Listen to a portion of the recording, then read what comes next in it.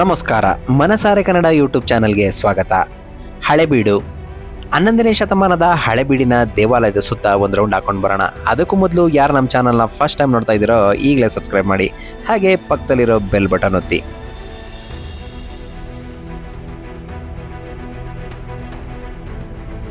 ಇತಿಹಾಸ ಪ್ರಸಿದ್ಧವಾದಂತಹ ಹಳೆಬೀಡಿನ ಹೊಯ್ಸಳೇಶ್ವರ ದೇವಸ್ಥಾನ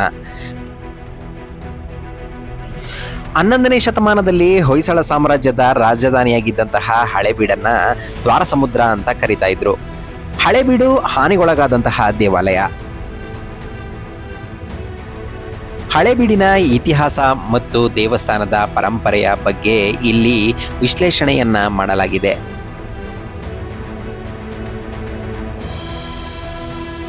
ಹೊಯ್ಸಳರ ಶೈಲಿಯ ವಾಸ್ತುಶಿಲ್ಪವನ್ನು ಒಳಗೊಂಡಿರುವಂತಹ ಈ ದೇವಾಲಯ ಶಿಲ್ಪಿಯ ಕೈಚಳಕವನ್ನು ನೋಡೋದಕ್ಕೆ ಕಣ್ಣೆರಡು ಸಾಕಾಗಲ್ಲ.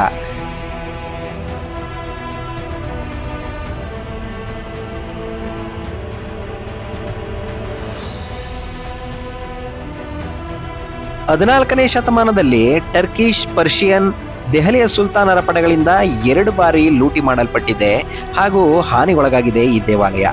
ಸ್ಥಳೀಯ ಹೆಸರು ದ್ವಾರಸಮುದ್ರ ಅಂತ ಕರೀತಾರೆ. ಭಾರತದ ಕರ್ನಾಟಕ ರಾಜ್ಯದ ಹಾಸನ ಜಿಲ್ಲೆಯಲ್ಲಿ ಇರುವಂತಹ ಹಳೆಬೀಡು ಹೊಯ್ಸಳರ ವಾಸ್ತುಶಿಲ್ಪವನ್ನು ಒಳಗೊಂಡಿದೆ. ಹಿಂದೂ ಮತ್ತು ಜೈನ ದೇವಾಲಯಗಳನ್ನು ನಾವು ಇಲ್ಲಿ ನೋಡಬಹುದಾಗಿದೆ. ಹಿಂದೂ ಸಂಪ್ರದಾಯದ ಕಲಾಕೃತಿಗಳನ್ನು ಇಲ್ಲಿ ನಾವು ನೋಡಬಹುದು.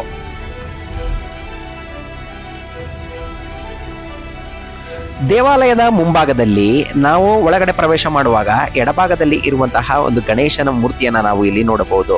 ಇಲ್ಲಿರುವಂತಹ ಕಲಾಕೃತಿಗಳು ಮತ್ತು ವಿಗ್ರಹಗಳು ಹಾನಿಗೊಳಗಾಗಿರುವುದು ನಿಮಗೆ ಕಾಣಿಸುತ್ತೆ.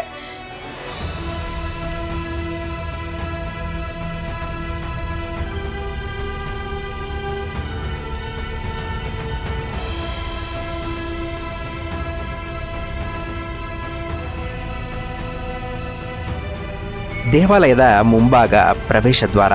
ಈ ಪ್ರವೇಶ ದ್ವಾರದಲ್ಲಿ ಕಲ್ಲಿನ ಮೆಟ್ಟಿಲುಗಳನ್ನು ನಾವು ಹತ್ಕೊಂಡು ಒಳಗಡೆ ಪ್ರವೇಶವನ್ನು ಪಡ್ಕೊಳ್ಬೇಕು. ಇಲ್ಲಿರುವಂತಹ ವಾಸ್ತುಶಿಲ್ಪಗಳನ್ನು ನಾವು ಕಣ್ತುಂಬ್ಕೋಬೇಕು ಅಂತಂದರೆ ದೇವಾಲಯವನ್ನು ಡೀಪಾಗಿ ನಾವು ಸ್ಟಡಿ ಮಾಡಲೇಬೇಕು. ಇಲ್ಲಿನ ಪ್ರತಿಯೊಂದು ಕಲ್ಲುಗಳು, ಪ್ರತಿಯೊಂದು ವಾಸ್ತುಶಿಲ್ಪಗಳು ಮತ್ತು ಅಲ್ಲಿರುವ ಚಿತ್ರಕಲೆಗಳು ಒಂದೊಂದು ಕೂಡ ಒಂದೊಂದು ಕಥೆಯನ್ನು ಹೇಳುತ್ತೆ. ಹಾನಿಗೊಳಗಾದಂತಹ ದೇವಾಲಯಗಳಲ್ಲಿ ಕೆಲವೊಂದು ಮೂರ್ತಿಗಳಲ್ಲಿ ವಿಘ್ನವಾಗಿರುವುದನ್ನು ನಾವು ಇಲ್ಲಿ ನೋಡಬಹುದು.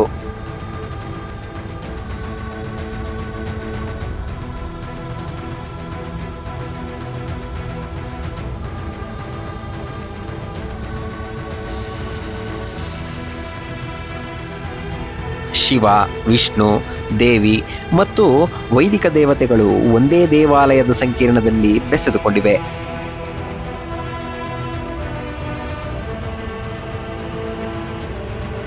ವಿಶಾಲವಾದಂತಹ ಹೊರಾಂಗಣ ಪ್ರದೇಶ, ಸುತ್ತಲೂ ನೀವು ನೋಡುತ್ತಿರುವಂತಹ ಹಸಿರಾದಂತಹ ವಾತಾವರಣ, ಮಧ್ಯದಲ್ಲಿ ಕಲ್ಲಿನ ಮಂಟಪ. ಇದೆಲ್ಲವನ್ನು ನೋಡ್ತಾ ಇದ್ದರೆ ಶಿಲ್ಪಿಯ ಆ ಕೆತ್ತನೆಯ ಒಂದು ಅದ್ಭುತವಾದಂತಹ ಒಂದು ಕಲೆಗೆ ನಾವು ಮೆಚ್ಚುಗೆಯನ್ನು ಕೊಡಲೇಬೇಕಾಗತ್ತೆ.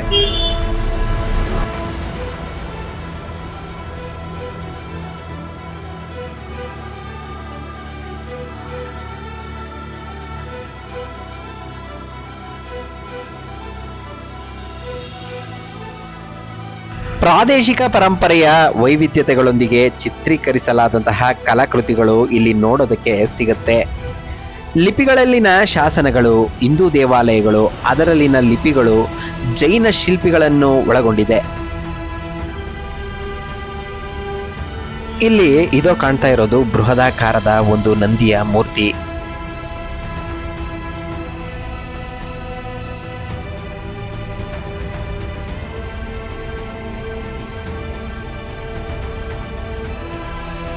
ಜೈನ ಕಲಾಕೃತಿಯು ವಿಭಿನ್ನ ತೀರ್ಥಂಕರರ ಮತ್ತು ಅದರ ಮಂಟಪದೊಳಗೆ ಸರಸ್ವತಿಯನ್ನು ಕೂಡ ಒಳಗೊಂಡಿದೆ. ಹಳೆಬೀಡು ಸ್ಮಾರಕಗಳಲ್ಲಿ ಅತ್ಯಂತ ಗಮನಾರ್ಹ ಹೊಯ್ಸಳ ದೇವಾಲಯ. ಹೊಯ್ಸಳೇಶ್ವರ ದೇವಾಲಯ, ಕೇದಾರೇಶ್ವರ ದೇವಾಲಯ, ಜೈನ ಬಸದಿ ದೇವಾಲಯಗಳು ಮತ್ತು ಹುಲಿಕೆರೆ ಮೆಟ್ಟಿಲುಬಾವಿ ಈ ಸ್ಥಳಗಳು ಪರಸ್ಪರ ಕೇವಲ 1 ಕಿಲೋಮೀಟರ್ಗಳಷ್ಟು ಅಂತರದಲ್ಲಿಯೇ ಇದೆ.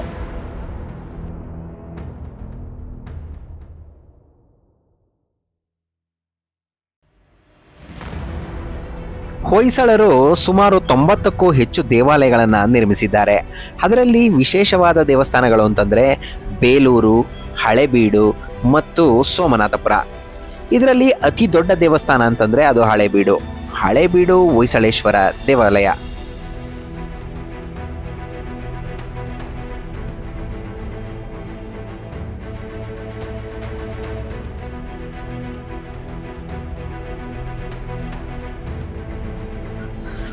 ಸಾವಿರದ 122ರಲ್ಲಿ ಈ ದೇವಸ್ಥಾನವನ್ನು ನಿರ್ಮಿಸಲು ಪ್ರಾರಂಭಿಸಲಾಗಿತ್ತು.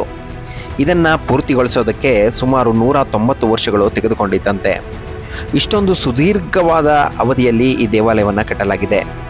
1316 ಮತ್ತು 1327ರಲ್ಲಿ ಮಲ್ಲಿಕಾಫೋರ್ ಈ ದೇವಾಲಯದ ಮೇಲೆ ದಾಳಿ ಮಾಡಿ ಧ್ವಂಸ ಮಾಡ್ತಾನೆ.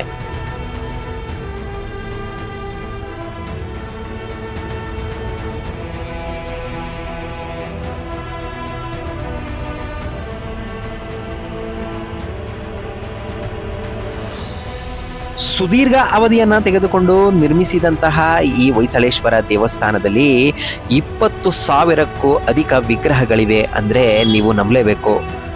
ಇಷ್ಟೊಂದು ವಿಗ್ರಹಗಳನ್ನು ಒಮ್ಮೆಲೆ ನಾವು ಅದನ್ನು ಎಕ್ಸ್ಪ್ಲೈನ್ ಮಾಡ್ತಾ ಹೋದರೆ ಸುಮಾರು 1 ತಿಂಗಳಾದರೂ ಕೂಡ ಸಾಕಾಗೋದಿಲ್ಲ.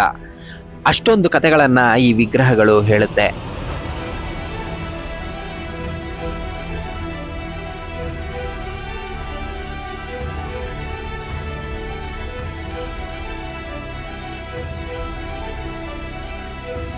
ಇಲ್ಲಿನ ಪ್ರವೇಶ ದ್ವಾರ, ಬಾಗಿಲುಗಳು, ಕಿಟಕಿಗಳು, ಅಲ್ಲಿರುವಂತಹ ಕಂಬಗಳು ಪ್ರತಿಯೊಂದು ಕೂಡ ತನ್ನದೇ ಆದಂತಹ ವಾಸ್ತುಶಿಲ್ಪದ ವೈಶಿಷ್ಟ್ಯತೆಯನ್ನು ಒಳಗೊಂಡಿದೆ.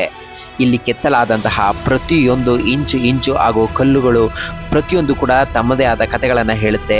ಜೊತೆಗೆ ಈ ವಾಸ್ತುಶಿಲ್ಪವು ಅದ್ಭುತವಾಗಿದೆ. ಕಂಬದಲ್ಲಿನ ಆ ಕೆತ್ತನೆಗಳು ಇರ್ಬೋದು, ಬಾಗಿಲುಗಳಲ್ಲಿನ ಕೆತ್ತಿರುವಂತಹ ಅಲ್ಲಿನ ವಿಗ್ರಹಗಳಿರ್ಬೋದು,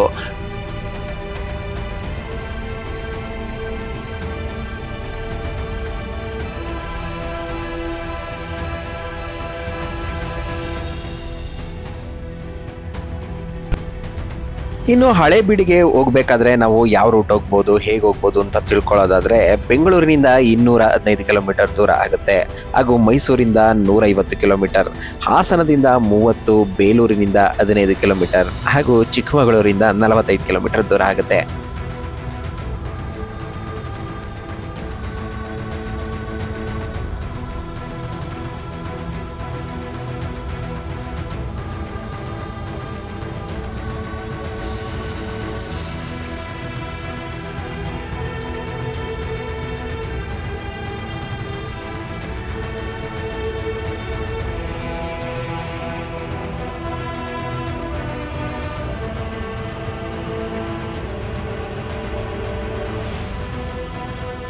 ಇನ್ನಷ್ಟು ವಿಶೇಷವಾದಂತಹ ಪ್ರಸಿದ್ಧವಾದಂತಹ ಐತಿಹಾಸಿಕ ಸ್ಥಳಗಳ ಬಗ್ಗೆ ನಾನು ನಿಮಗೆ ತಿಳಿಸ್ಕೊಡ್ತೀನಿ. ಅದಕ್ಕೂ ಮೊದಲು ಯಾರು ನಮ್ಮ ವಿಡಿಯೋವನ್ನು ವೀಕ್ಷಿಸಿದ್ದೀರಾ ಅವರೆಲ್ಲರಿಗೂ ಕೂಡ ತುಂಬ ಹೃದಯದ ಧನ್ಯವಾದಗಳು. ಯಾರು ನಮ್ಮ ಚಾನಲ್ನ ಫಸ್ಟ್ ಟೈಮ್ ನೋಡಿ ಸಬ್ಸ್ಕ್ರೈಬ್ ಮಾಡಿಲ್ವೋ ಅವರು ಸಬ್ಸ್ಕ್ರೈಬ್ ಮಾಡ್ಕೊಳ್ಳಿ ಅಂತ ಹೇಳ್ತಾ ಈ ವಿಡಿಯೋವನ್ನು ನಾನು ಇವತ್ತಿಗೆ ಕೊನೆಗೊಳಿಸ್ತಾ ಇದ್ದೀನಿ. ಮತ್ತೊಂದು ವಿಡಿಯೋದೊಂದಿಗೆ ಮತ್ತೆ ಸಿಗ್ತೀನಿ. ವಿಡಿಯೋ ವೀಕ್ಷಿಸಿದ್ದಕ್ಕೆ ಧನ್ಯವಾದಗಳು.